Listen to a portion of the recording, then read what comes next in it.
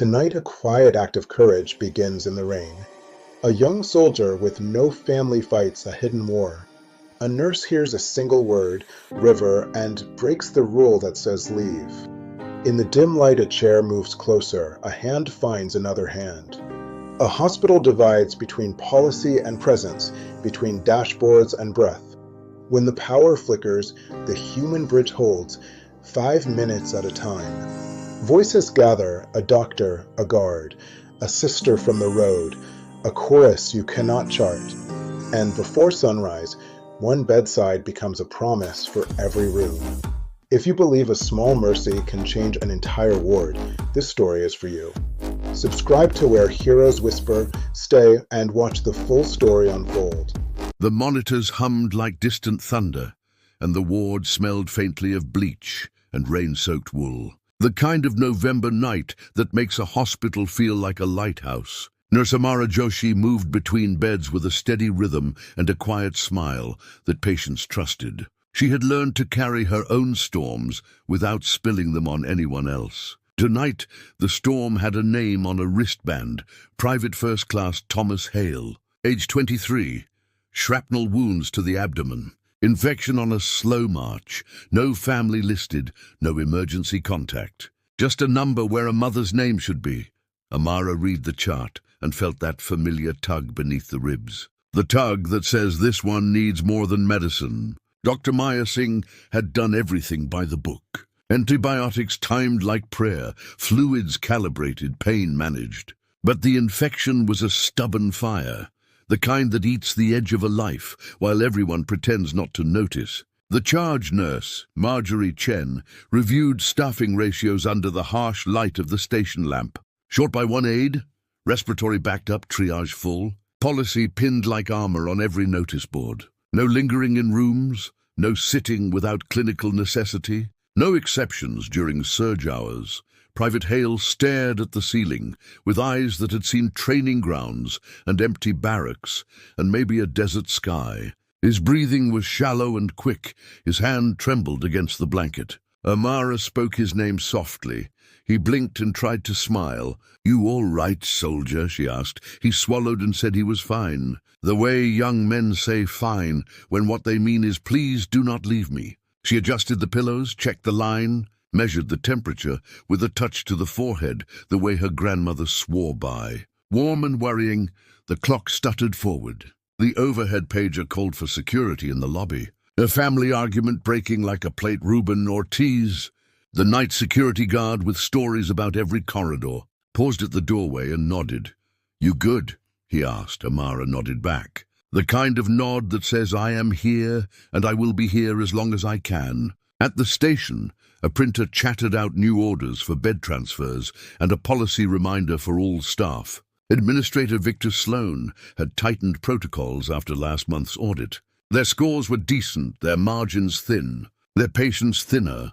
The reminder used words like efficiency and accountability, words that never learned how to hold a human hand. Amara returned to Private Hale and asked if there was anyone she could call. A coach, a pastor, a neighbor, anyone who could say his name with history in it. He shook his head and whispered that his grandmother used to sing a lullaby about a river. He tried to hum and his voice broke like wet tinder. His monitor beeped once, sharp and lonely. He flinched. Amara felt the rules in her pocket like a folded knife. She knew the ratios, she knew the penalties. She knew the stories of nurses disciplined for kindness that ran over the painted lines. And she also knew the ache inside a room when no one sits down. Dr. Singh stepped in with quiet steps and a gaze that was both fierce and kind. "We are doing what we can," she said. "We will keep fighting this." She looked at Amara and then at the patient, a triangle of silent understanding. She had once told Amara that medicine is a bridge, and someone has to stand in the middle to steady it. Then the rapid response team rushed past the door to another room. Alarms blooming like warnings on a cold radar screen. Maya followed them, eyes promising to return. Marjorie's voice moved down the hall like an arrow. "We need you on bed 12, then bed 5, then a transfer to the step-down unit. We do not have time to sit, not tonight." Amara lifted a hand in acknowledgement and looked back at the soldier. The door swallowed her list of tasks and spit out a decision. Private Hale tried to lift himself, failed, and whispered that he did not want to die alone. Not like this. Not under white lights and plastic clock hands. Amara felt the pull, become a command, written in a language older than policy. She pulled the blue chair to the bedside and sat. She took his hand and told him about the street outside, about the rain that would make everything smell like iron and jasmine by morning, about the stray dog that slept beneath the ambulance bay, about the cafeteria baker who gave her the misshapen rolls at dawn. She breathed with him until his breathing slowed. She hummed a river song until his shoulders eased. The station phone rang again and again. The room beyond the glass needed a line. Bed 5 needed repositioning.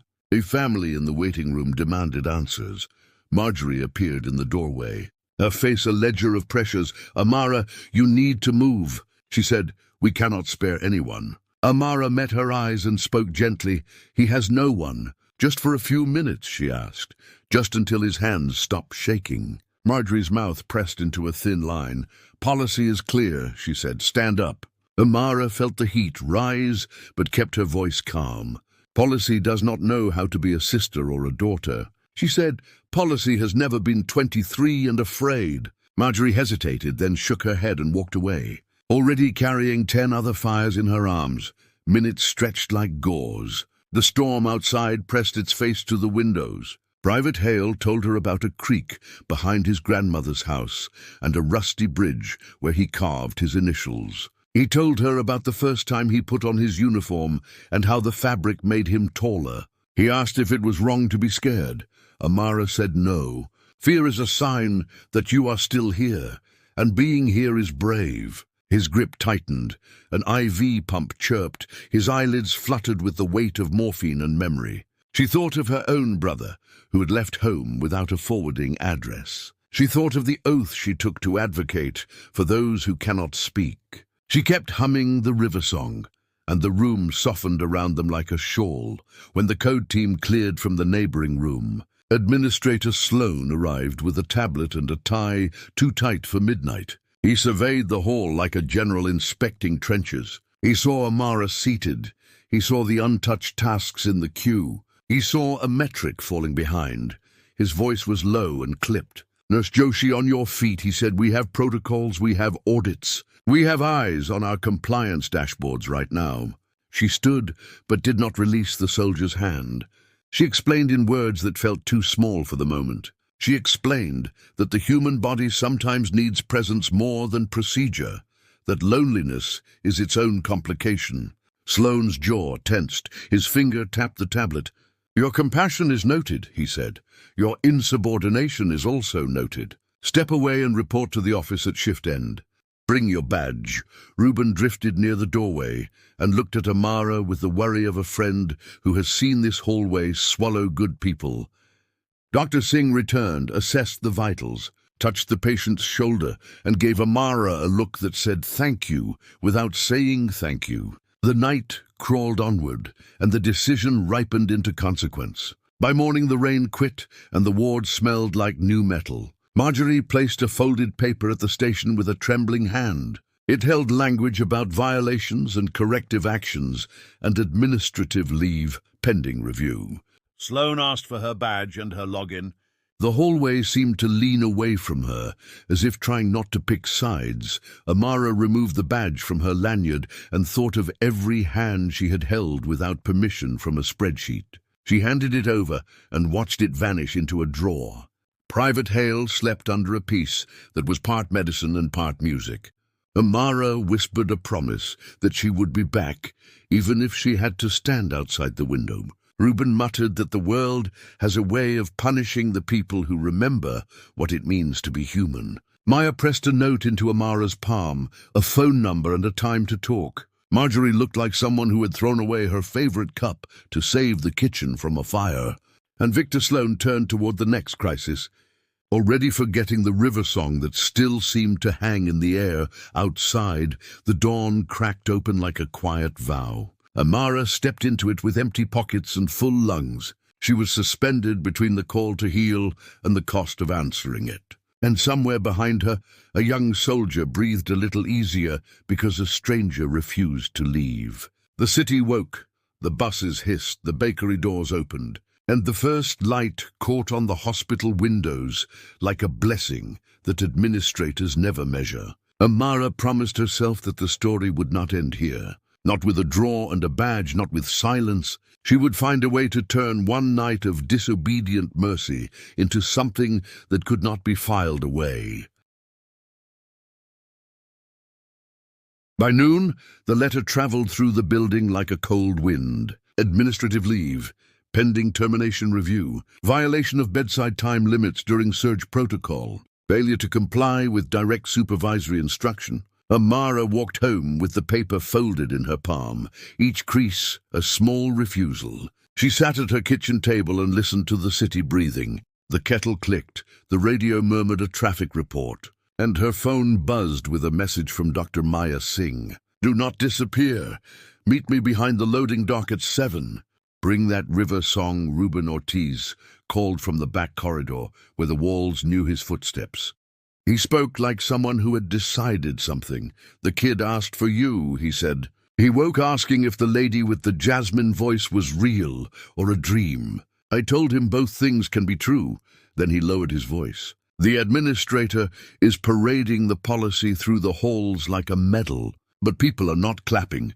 They are tired of watching the kind get punished for being kind. Come tonight, we will figure something out inside the ward." Marjorie Chen moved as if caught between two magnets, one called safety and one called mercy. In the break room, she stared at the corrective action form and saw her own past reflected in the glass of the vending machine. A storm season years ago, a children's unit evacuating down dark stairs, a nurse who stayed one extra minute with a frightened boy and got written up for it. She remembered promising herself to follow the rules so she could keep saving people tomorrow. Now she felt the promise bending. She found Dr. Singh and asked about the soldier. Maya answered, with the steady sorrow of a physician who knows a clock is ticking inside a body. White count rising, organ stress looming, infection an unspooled thread, his fear finally easing because someone sang him a river. He keeps asking if the river will come back. Maya tapped a worn binder labeled Patient Advocacy. Page 84 held a policy that everyone had forgotten. Companionship exception for patients without family. Chaplain or approved volunteer may sit for comfort. Non-clinical touch permitted with consent. This clause is older than all of us, Maya said. It predates half our spreadsheets. Marjorie frowned. Volunteers require onboarding. Background checks, red tape that eats weeks. Maya replied, "Then we need a bridge." Ruben leaned into the doorway as if summoned. "I know a bridge," he said. "Hannah Park, veterans liaison across town. She runs a buddy corps for soldiers with no local kin. They approve people faster than this place prints memos." "I can call her right now," Hannah Park answered on the second ring. Voice brisk, life-worn, former army medic, now advocate with a file cabinet brain. When Ruben explained, she exhaled the sound of boots set down after a long march. "Send me the patient's initials and room. I will bring forms that our lawyer already blessed. If your administrator pushes back, you can tell him that what we are doing is simply bringing the United States to the bedside, and that last I checked is allowed at 7. The loading dock smelled like wet cardboard and an early promise of pastry from the night baker. Maya, Ruben, and Marjorie waited in shadows that felt like complicity and friendship woven together. Amara arrived with a scarf and a careful hope.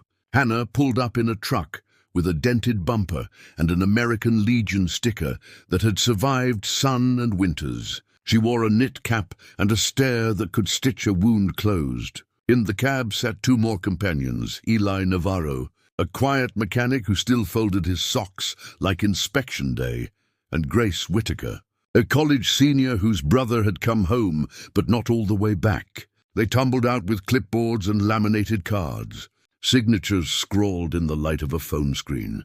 Marjorie kept watch, half guarding against Sloane's eyes, half guarding against her own fear of crossing a line she had drawn to protect her staff. They pushed through the double doors with the momentum of a plan that had decided not to apologize. The night unit buzzed, Monitors blinked like distant towns. The smell of antiseptic tried to empty the room of story and failed. Private Thomas Hale looked smaller against his pillows, his lips dry, his eyes searching for that one voice he trusted. When he saw Amara in the doorway, his breath hitched the way a hill slope catches wind. She raised a hand but did not rush in. Hannah stepped first, introducing herself and the program, veteran to veteran, a sanctioned companion at his side, until a family could be found or a life could be steadied. Eli stood at parade rest without meaning to. Grace held a thermos and a deck of simple river songs she had printed from the internet. Maya updated vitals and shifted IV lines with tenderness that pretended to be casual. Reuben drifted in the hallway like a cloud on guard. Marjorie hovered between duty and defiance and finally whispered, 5 minutes 10 if the board is looking the other way. Then her mouth softened. Take what you need. Amara sat, not as a nurse, not as staff, but as a human tucked under the umbrella of a loophole that smelled like genuine care. She took Thomas's hand and felt the tremor on the edge. She sang one line of the river. Grace joined in quietly. Eli tapped a rhythm on his thigh like boots on a bridge. Hannah leaned close and spoke in the easy code of field tents. You are not alone, soldier. Not on my watch, not on ours. Thomas tried to speak and failed. His eyes touched each face as if collecting names for a ledger he wanted to keep. He mouthed, thank you. Then sleep took him for a short distance and returned him to the bed with a fragile calm. Down the hall, a meeting room filled with the blue glow of a compliance dashboard. Administrator Victor Sloan clicked through charts that looked clean and hearts that did not. He had spent years erecting a wall of data between himself and nights like this. He told himself the wall protected everyone. He told himself that sentiment caused errors. He did not tell himself that he was tired of funerals. A junior analyst whispered that a veteran liaison had arrived with paperwork. Sloan tightened his tie and felt the small lift of a migraine. He walked toward the ward, rehearsing the speech about boundaries and liabilities, and the thin ice beneath unsanctioned compassion. Reuben met him with a badge smile that said, welcome, and also not quite. Hannah offered forms. Maya offered the policy binder. Marjorie offered silence seasoned with resolve. Eli stood quietly. Grace clutched her thermos like a lantern. Amara stood. Her chair scraped the floor like a single violin note. Sloan glanced at the sleeping soldier, the monitor's soft hillside of a pulse, the gathered ring of strangers trying to sound like family. He lifted a paper. Then a sound rose from the bed that cut through his speech before it began. Thomas whispered river again, a plea shaped like a place. Sloan blinked. Some old picture in his memory surfaced, a boy on a riverbank, a father absent, a nurse who once bent a rule to hold his mother's hand. It vanished before it could soften him completely. He cleared his throat. Companions may remain, he said, voice careful.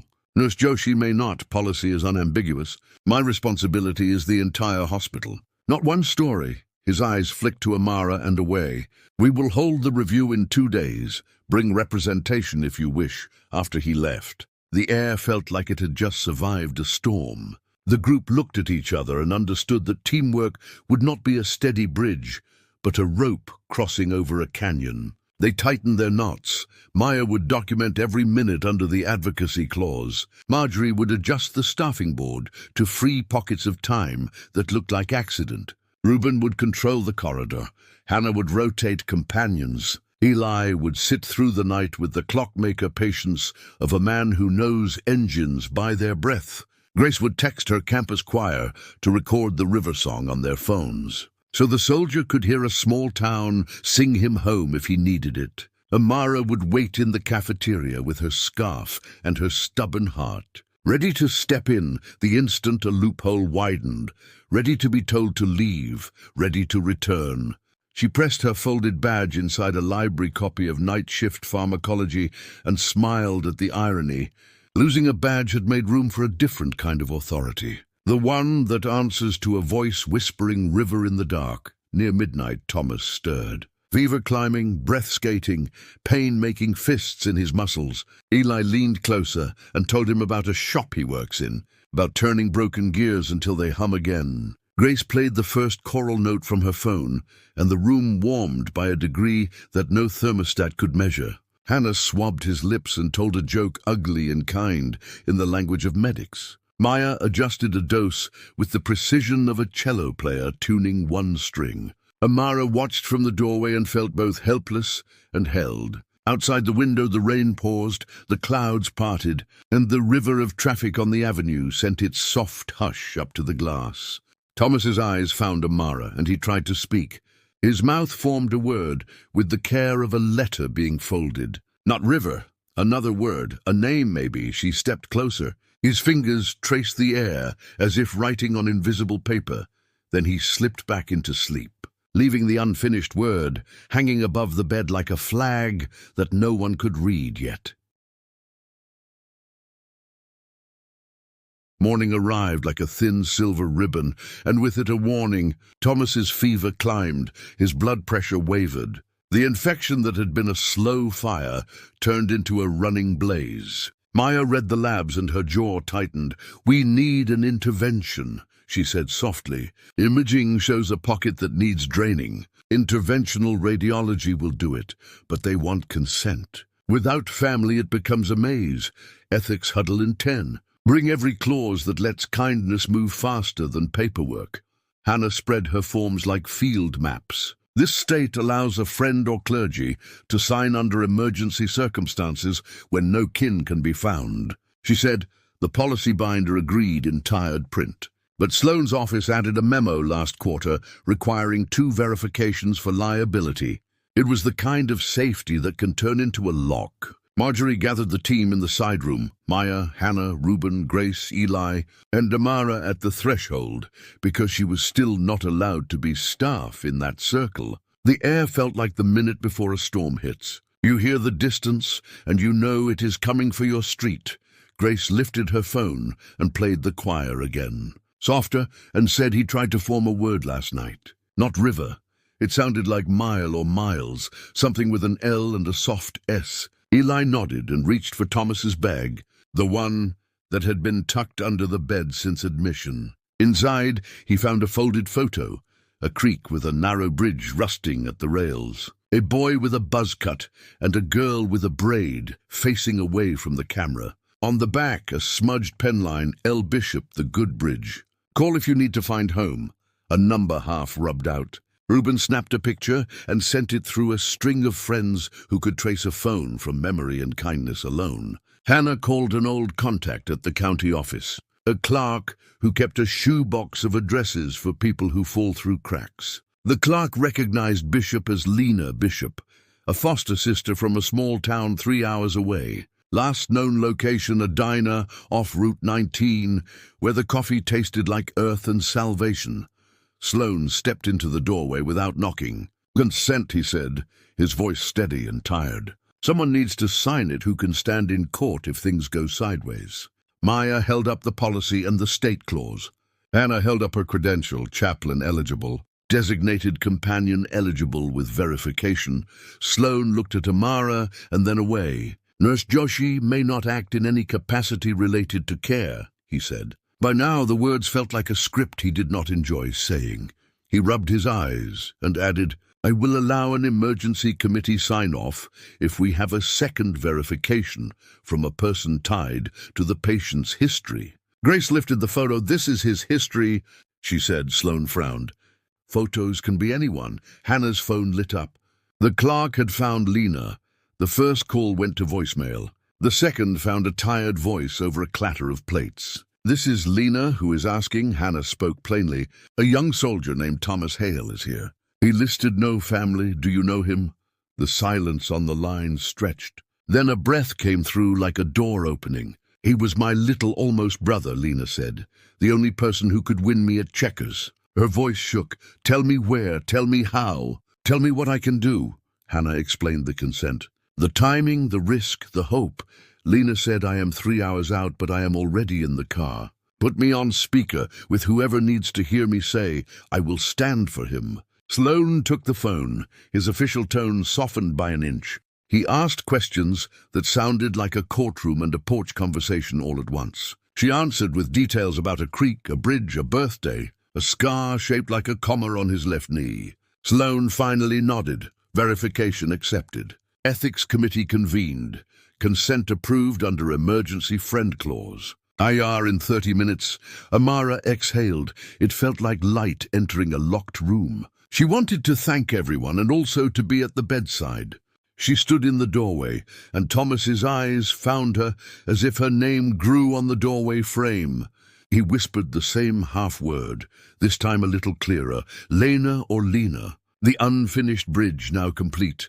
Hannah smiled. She is coming, she said. Your family is on the road. You are not a number in a drawer. You are a person with a photo on the back of which someone wrote, "Find home." Thomas tried to smile, his lips dry, his hand shaking. Amara leaned closer without crossing the line that could get her hauled out. She told him the river was still singing, that a choir had joined, that a pickup with a stubborn engine was chewing highway between here and a small-town diner.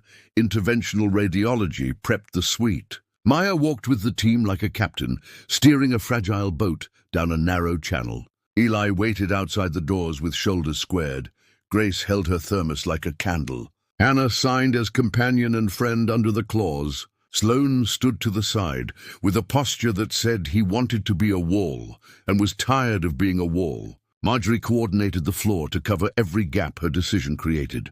Amara pulled a chair beside the hallway and sang under her breath, the river song now a rope they all held. The doors closed behind Thomas, and the quiet that followed was noisy. Monitors in other rooms beeping, an infant crying 3 floors down, an orderly pushing a cart that squeaked on tiles that had been waxed too many times. While they waited, Grace called her choir on a group chat and asked for a live prayer in harmony. Secular words, nothing that would tangle in the policy. Just a hum big enough to carry. Phones pinged. Voices checked in from dorm rooms and stairwells and empty practice halls. A chord rose like steam. Eli recorded it and sent it to Hannah, who sent it to Maya, who placed the phone speaker near Thomas's pillow as the team worked. Even the IR tech with a sleeve of ink paused for half a breath to listen. The procedure began. A guided needle, a roadmap on a screen. A doctor with steady hands and a quiet counting. The pocket yielded. The pressure eased. Maya watched the numbers and whispered yes in a voice you could only hear if you were inside her chest. Outside the doors, the group felt the air lightened by a gram. The way a room does when a burden chooses to move. Sloane stood with arms crossed and eyes damp that he refused to name. Reuben brought paper cups of coffee that tasted like endurance. Marjorie told a story about the night the lights went out, and a volunteer held a flashlight so a surgeon could suture. Hannah told a story about a field tent in a rainstorm, where they wrote the names of people to call on the inside of the canvas, so the names would hold the roof up. Amara did not tell a story. She watched the doors and kept singing. A guard asked her to keep it low, and she lowered it. But she did not stop. A young volunteer from another ward walked by, heard the melody and joined in. Not the melody itself, but a harmony that fit. Sometimes a team is a plan, and sometimes it is simply people deciding to be the same sound for 5 minutes. The doors opened, and the doctor nodded. Successful drainage, monitor trending better. Now we watch. Now we hope, now we hold. Maya squeezed Hannah's shoulder and thanked the techs by name. Sloane looked at Amara and did not scold her for standing too close. The choir on the phone slowly faded, and the hospital returned to its regular music. Beeps and carts, and the low talk of people trying to do impossible things in measurable time. Thomas slept, and this time his sleep did not look like a cliff. It looked like a field where someone could stop and breathe. An hour later, Lena called from the highway, a voice cracking with speed and worry and love. "Tell him I'm coming. Tell him I kept the photo of the bridge in my wallet even after the number smudged. Tell him that the good bridge is still there, even if the boards creak." Hannah put the call on speaker, and Amara leaned as far as she dared. "He will hear you soon," she said. "He will know you came when rules tried to keep you on the far side of town." The team looked at one another and felt the fragile victory settle on their shoulders. Not heavy like a medal, light like a hand on your back. The kind that says keep going. We are not across yet, but the rope is holding. Lena reached the city line with the sun slipping behind warehouses, her old sedan humming like a promise. She called again, and this time Thomas was awake enough to hear the shape of her voice. He tried to lift his head, and Maya eased him back. "Save it for the hug," she said softly. Hannah stood nearby with the calm of someone who has walked people through arrival and loss and arrival again. Amara lingered at the threshold like a shoreline, allowed to be near but not to step. Sloane hovered at the station with a stack of emails from legal and a calendar invite labeled termination review. Tomorrow at 9, the words felt like stones in his pocket. He shifted them, and they shifted back. The corridor changed with Lena's first step onto the unit. Her braid a small banner, her jacket smelling of coffee and highway. She moved past Sloane with a nod that said later, past Reuben, who tipped an invisible cap, past Marjorie, who offered a quick squeeze of the hand, into the room where Thomas looked up, and suddenly did not look like a patient. He looked like a boy who had found the bridge again. Lena took his hand, and he pressed his face into the seam of her sleeve. The machines kept their gentle hills and valleys, and the room remembered how to breathe. Amara stayed back and felt joy rise with a stitch of grief, because this was the job at its best, and she was on the outside of it. Hannah glanced at her and made a small motion, a seat by the window, not at the bedside. But inside the story, Amara slid into it and hummed one line. Lena picked it up without asking what it was. The river traveling through two voices like a homecoming road. Then the storm that had walked the city all week turned. A transformer popped somewhere beyond the loading dock. The lights flickered, and the unit dropped into emergency illumination. Red exit signs glowing like coals. A second later, the generators caught. A third later, an alarm chirped from the ventilator in bed 8. Power resumed, but the ventilator did not reboot clean. Staff moved as a single body. Marjorie called for respiratory. Reuben cleared a path. Maya assessed Thomas with fast, gentle hands. Stable for now, but the wing was wobbling. The kind of wobble that exposes each crack in a policy meant for quiet days. Sloane stepped forward with his tablet and started coordinating like a conductor who finally remembered he knows music bed 8 needed manual ventilation. A nurse named Tariq began the squeeze of the bag with the unshowy heroism that keeps a hospital alive during small disasters. Grace slipped into the room with a steady rhythm, counting breaths like a lullaby. Eli fetched backup batteries he had learned to locate by accident 2 hours earlier. Hannah called her network, and within minutes 2 retired RTs arrived at the desk with their old badges in their pockets and the muscle memory of crisis still in their hands. Rules bent in the exact places where rules were too rigid. Maya moved between rooms like a thread stitching a seam. Sloane rerouted power with facilities on speaker, his voice clipped and useful. For the first time, the team saw him as more than a man with memos. For the first time, he saw himself that way too. In the middle of it, Thomas winced and whispered hot, and Maya read the numbers. A soft spike, manageable, she adjusted. Hannah cooled his forehead. Lena whispered a memory about the creek in winter, when their breath looked like smoke and the bridge creaked like an old song. Amara stayed by the window and kept the melody low. Policy still wrapped around her like a fence. But the fence had a gate now, unofficial. Held open by the need of the hour, the wing steadied. Generators purred. Bed 8 found its rhythm. Tariq's forearms ached and he smiled anyway. Grace brought him water. Reuben leaned against the doorframe and told a bad joke that let the room release air. It did not know it was holding. Sloane checked the log of events and said thank you to 3 people in a row. Each thank you sounding like a new language on his tongue. The crisis softened into a watchful calm. And in that calm, another twist arrived. Legal pinged Sloane with a message flagged urgent. A family member had seen a social post about a nurse sitting with a soldier and had filed a formal complaint about fairness. Why him and not my father? Why that nurse and not the one who was scheduled for our room? Pain shaped like accusation. Sloane closed his eyes and knew the hearing would not be simple. He walked to the window seat and spoke to Amara in a voice meant for one person. "The board will ask why you chose this room," he said. "They will ask if your kindness took you from someone else," Amara answered without flinching. "Kindness is not a finite resource when you build a team around it. I did not take from anyone.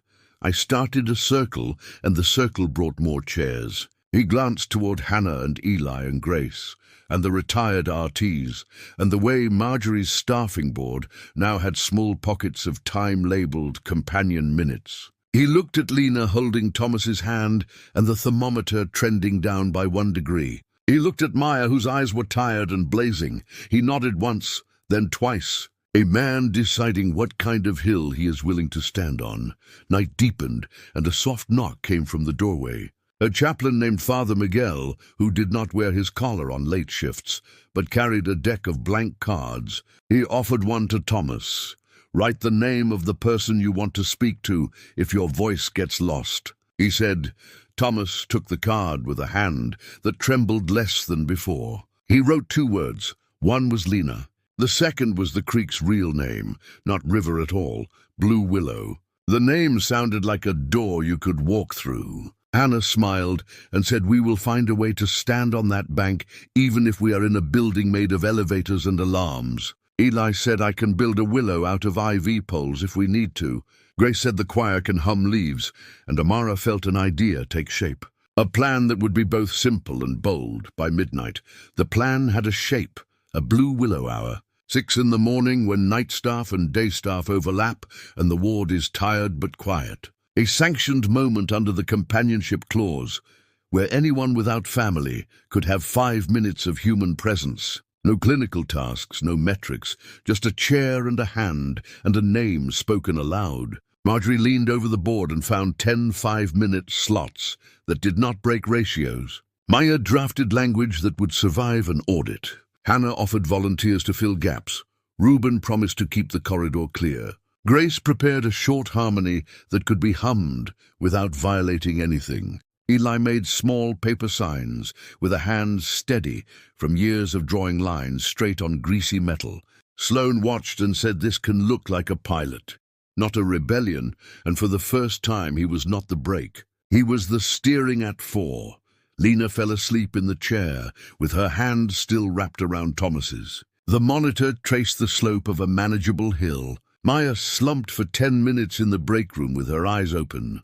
Amara checked her phone and saw the meeting invite glowing.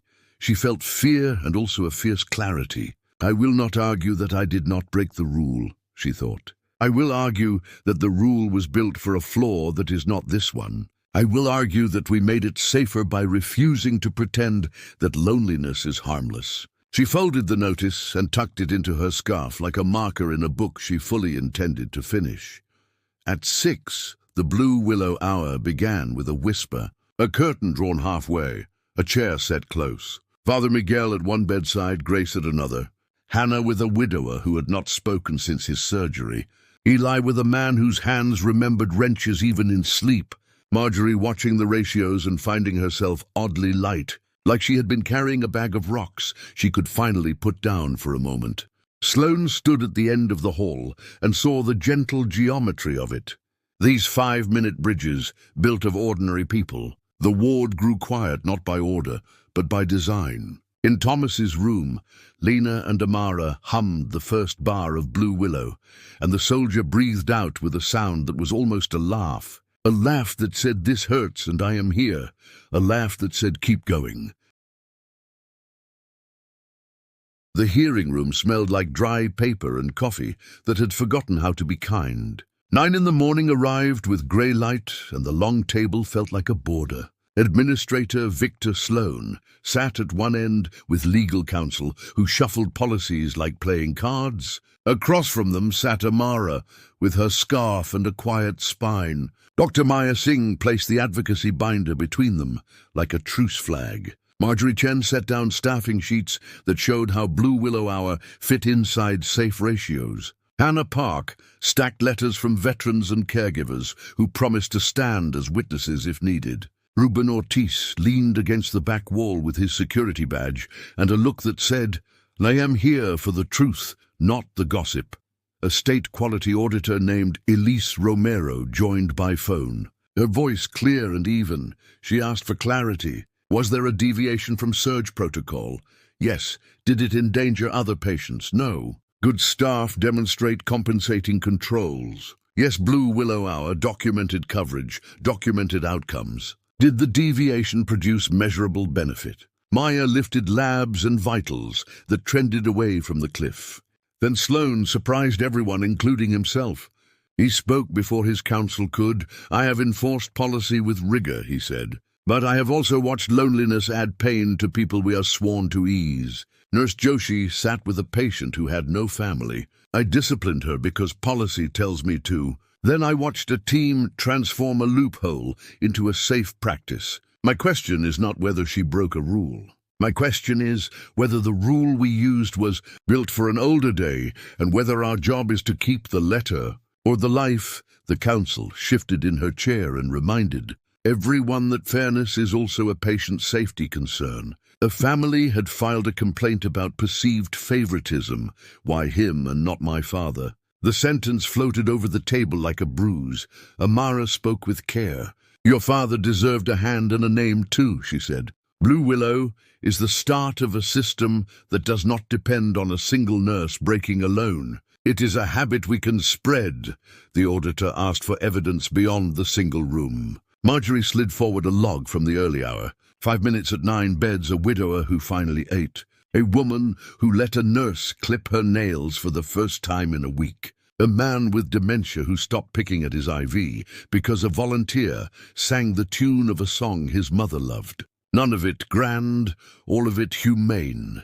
The auditor was silent for a moment that felt like a held breath. Then she asked to hear from the companion program. Hannah told her story without polish. Field tents in rain. Soldiers who lived because someone stayed half a minute longer. She explained the verification checks and the training that fit inside a single evening, and how the buddy corps could plug into the hospital like a second set of hands that hold hearts instead of instruments. The counsel asked about liability. Hannah answered with a signed memorandum of understanding that looked boring and miraculous at once. Elise, the auditor, asked to hear from the patient if possible. Maya hesitated. Thomas was still fragile. Lena raised her hand. I am the foster sister who drove 3 hours on the rumor of a river. She said, I will speak for him if he cannot. She told a short history of 2 kids on opposite sides of a rusted bridge who decided to be family anyway. She held up the photo with the smudged phone number. This is how we found each other again. Because a nurse listened when he whispered a river, and because people here decided that family can arrive after paperwork closes for the day. An administrator from another floor stepped in at the doorway and whispered to Sloan, Bed 8 again, sputtering. Respiratory en route? Sloan glanced at the table. The counsel urged him to stay. He looked at Amara, then at Elise's name on the screen. Then at the door, I'm going to the floor, he said. This hearing can wait 5 minutes. The counsel began to protest. Maya stood with him. So did Marjorie, so did Amara, without thinking. The counsel reminded her she was not on duty. Amara replied that presence is not a duty roster, it is a choice. They moved as a group. Reuben already ahead, clearing the hall. Hannah texting the retired RTs. Grace racing from campus with a fresh thermos and a printed Blue Willow sign, because she believed signage can steady a moment when your hands shake. In bed 8, a man in his 70s fought the ventilator like a wave fights a fragile boat. The backup battery flickered. The room filled with a tense music that makes seconds long. Tariq had his hands on the bag again, sweat on his brow. The respiratory therapist arrived in a sprint and began to coax the machine back to steadiness. Sloan slid to the wall panel with facilities on the phone and ordered a circuit isolation that he had been briefed on a dozen times but never executed himself. His voice was steady. He was not a memo now. He was a person choosing to be useful, Maya reassessed. Marjorie pulled a float nurse for a 10-minute relief. Amara took the wife's hand in the doorway, the wife whose complaint had started the bruise at the hearing. Her eyes were hard with fear. Do they sit with my husband too? She asked. Amara squeezed gently. Yes, she said. This is exactly what Blue Willow is for if we keep it. He will have a chair and a hand and a name every morning. The wife's mouth trembled, and then she held on as if the hand was the last railing on a bridge. The ventilator settled with a soft sigh. The man breathed with help, but without struggle. The wife cried in that quiet way that sounds like a house cooling after a long day. She looked at Amara, as if seeing her for the first time, unframed by rumor. "I was angry because I thought you chose someone over us," she said. "I did not understand that you were trying to choose everyone."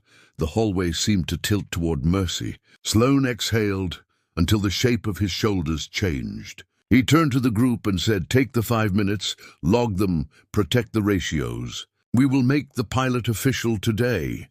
The council started to speak. The wife spoke over her. "Make it official," she said, "while you have breath to bless it." Back in the hearing room, Elise asked for an update. Sloane reported the incident and the resolution. He closed with words that felt like a plea and a plan. "I propose we convert the companionship exception into a standing practice called Blue Willow, staffed by a blend of volunteers and cross-trained aides, overseen by nursing, scheduled inside shift overlaps, measured for both patient experience and safety." He paused. "I further propose that disciplinary action against Nurse Joshi be replaced with a formal commendation for initiating a practice improvement and a documented coaching note on following escalation channels. I will take responsibility for failing to build such a channel earlier." Silence again. Then Elise spoke with the careful cadence of someone putting new stones in a riverbed. "The state values innovation that honors dignity without compromising safety." She said, "If your documentation holds and your outcomes remain steady, I will endorse the pilot and note the corrective plan regarding procedure." The council asked if this set a precedent. Elise replied that precedent is simply a story told with enough data that other people trust it. Then she asked the question that would decide everything. What about the soldier? Is he stable enough to hear that the person who sat with him might be allowed to sit again? Maya checked her watch. The team returned to the ward. Thomas slept under a light that felt less clinical and more morning. Lena sat with a paperback and the patience of a person who has waited at bus stops and courthouse benches and knows how to harvest calm from noise. Hannah whispered that the hearing had bent toward Mercy. Amara stood in the doorway and did not step in. Not yet. Then Thomas stirred and opened his eyes. He blinked at the faces and tried to shape a sentence. His voice was a dry leaf at first, then a stream. "I dreamed the bridge was crowded," he said, "all of you on it holding ropes. I was afraid it would break, but it did not. It held." He looked at Amara and added, "You were there with the river. Did they fire the river?" Lena laughed a small laugh that broke everyone just enough to let the light in. Maya said the river is under review. And it turns out the river comes with a Team A volunteer from housekeeping named Asha, poked her head in shyly. She had used her 15-minute break to thread blue ribbon through the edges of a paper sign that read Blue Willow Hour, in handwriting that leaned toward Joy. She asked if she could tape it near the whiteboard. Sloane said yes. The council did not argue. The auditor asked for a photo later to attach to the file. The ward resumed its rhythm, a rhythm that now had a gentle refrain. 5 minutes, a chair, a hand, a name. And on the second day of a story that started with a rule and a refusal, a hospital began to remember that systems are only as good as the bridges they build. Between lonely islands, Thomas's fever dipped and then rose a notch as if testing the strength of the bridge. Maya adjusted. Lena told another creek story. Eli fixed a stubborn IV pole with the kind of attention that makes a thing last. Grace texted the choir and asked for one more harmony. Asha returned with a roll of painter tape and a smile. Reuben stood a little taller at the door. Marjorie took a call from another floor asking about the pilot. Hannah emailed a template for quick onboarding. And Damara stepped inside the room and stood at the window, not at the bed. Her hands folded, her voice ready, her heart steady. The rule had not disappeared. The river had simply found a responsible path.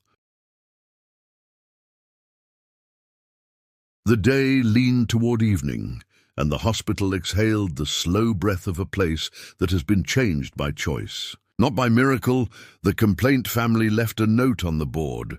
"Thank you for the 5 minutes. It made the rest of the day possible." Sloane read it and felt something old loosen in his chest.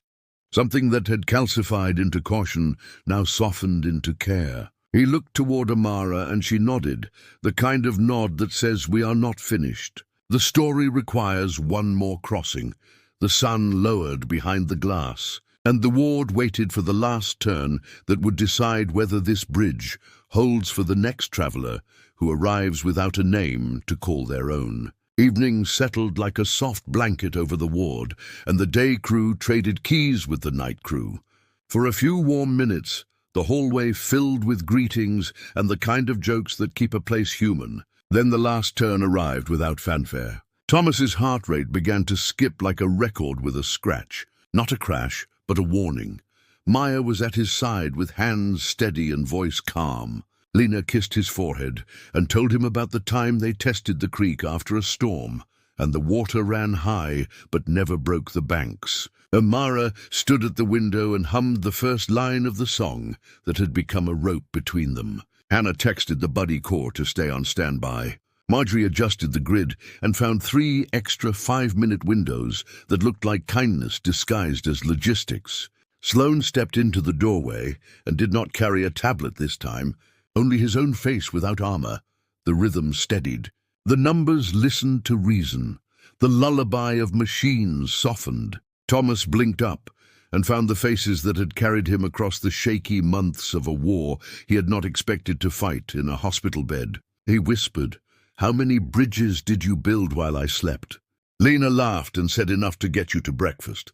Reuben called from the door that the cafeteria had cinnamon rolls shaped like quiet miracles. Asha from housekeeping held up a small rectangle of blue ribbon and asked if she could tape it near the monitor where it would not bother any wires.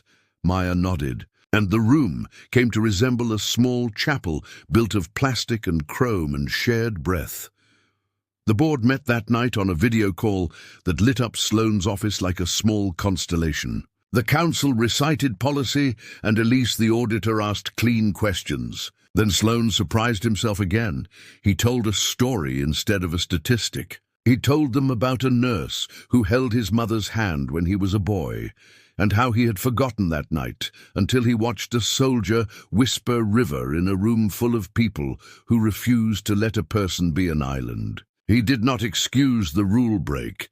He placed it in a real hallway and showed them what grew from its crack. Marjorie shared staffing sheets with Blue Willow, penciled in like a gentle promise. Maya shared outcomes that were not just numbers, but names. Hannah offered a list of volunteers who had completed quick onboarding and were ready to sit at dawn. And then the voice of the woman from bed 8 came through on the speaker. "We were the ones who filed the complaint," she said. "We were scared. Today, I held my husband's hand during Blue Willow, and it did not fix his lungs. But it fixed me long enough to let him borrow my calm. Please keep it. Do not make us choose between safety and a voice at our side."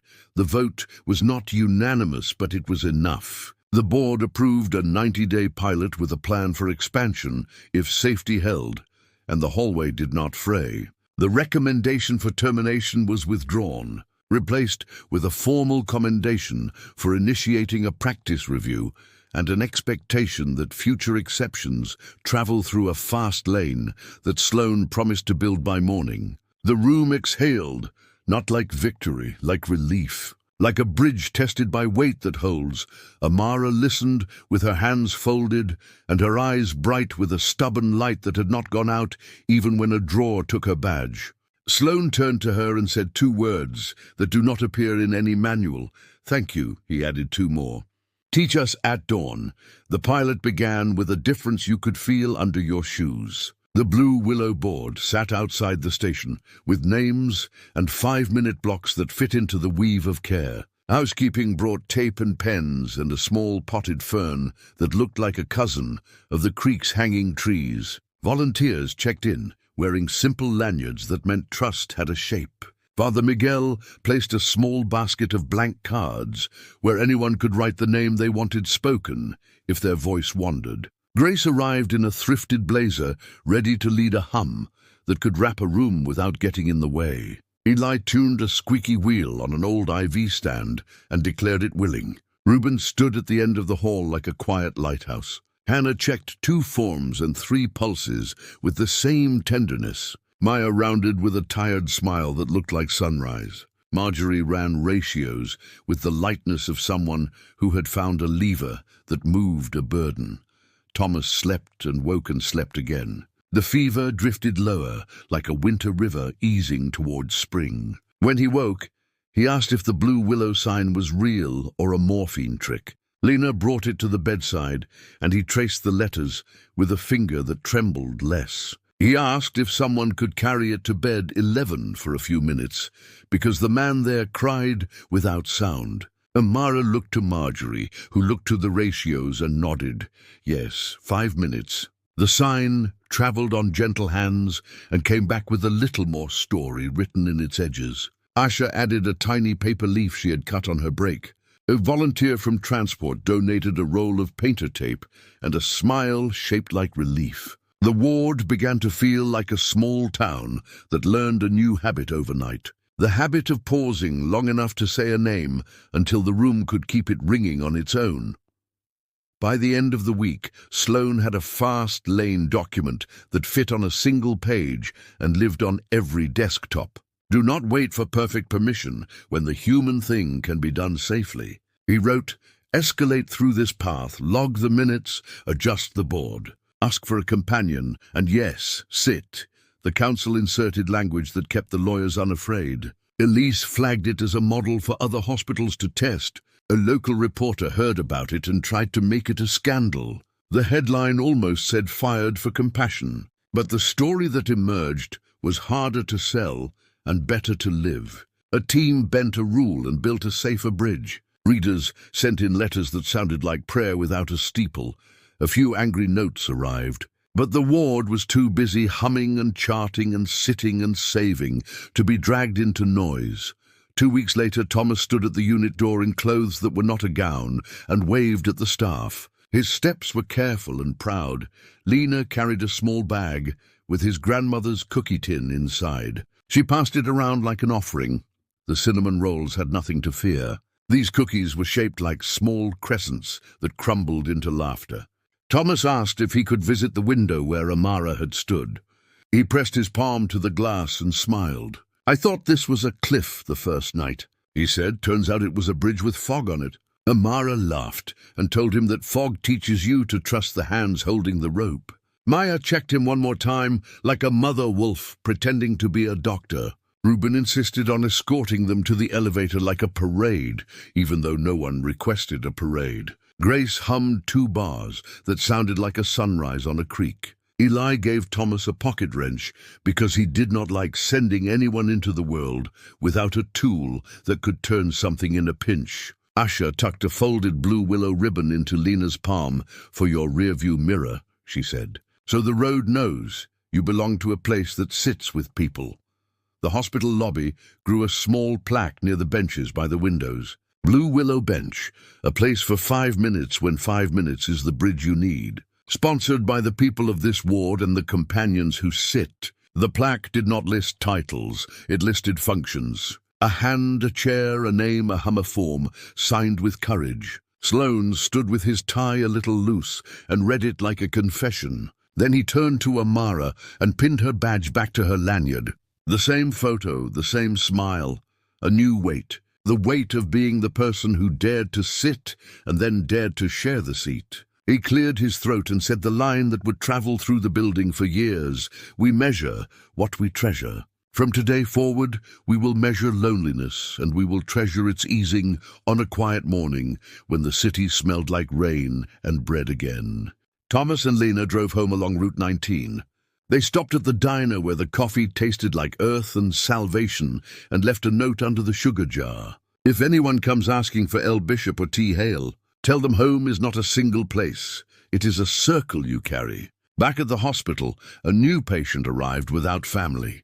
The sign moved to their doorway. The chair slid close. A volunteer sat with a card and a pen and a hand that knew how to be present. The pilot walked itself into practice without waiting for a ribbon. The ward learned to keep moving and keep sitting, a twin discipline, like walking a patient after surgery and resting them before the next lap. That night, Amara finished her shift and walked past the lobby bench. She sat for 5 minutes and let the city flow by behind the glass. She thought about the badge in the drawer and the badge now warm against her heart. She thought about Sloane's unarmored face and Maya's cello, Hans and Marjorie's ratio magic and Hannah's field tent, and Eli's patient wrench and Grace's humming, choir and Asha's careful tape and Rubens, lighthouse stance and Father Miguel's blank cards and Lena's braided bravery. She thought about a boy who said river and meant please do not leave. She closed her eyes and whispered Blue Willow. Then she stood and went back upstairs, because tomorrow would bring new names and new 5-minute bridges. And she was part of a team that had decided to build them every day until no one crossed alone.